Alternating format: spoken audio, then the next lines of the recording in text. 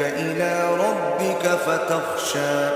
جب ان کے پروردگار نے ان کو پاک میدان یعنی طوا میں پکارا اور حکم دیا کہ فرعون کے پاس جاؤ، وہ سرکش ہو رہا ہے، اور اس سے کہو کیا تو چاہتا ہے کہ پاک ہو جائے اور میں تجھے تیرے پروردگار کا رستہ بتاؤں تاکہ تجھ کو خوف پیدا ہو۔ فأراه الآية الكبرى فكذب وعصى ثم أدبر يسعى فحشر فنادى غرض انہوں نے اس کو بڑی نشانی دکھائی مگر اس نے جھٹلایا اور نہ مانا، پھر لوٹ گیا اور تدبیریں کرنے لگا اور لوگوں کو اکٹھا کیا اور پکارا، فقال أنا ربكم الأعلى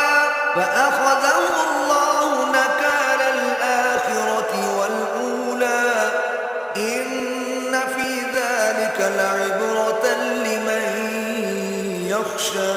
کہنے لگا کہ تمہارا سب سے بڑا مالک میں ہوں، تو اللہ نے اس کو دنیا اور آخرت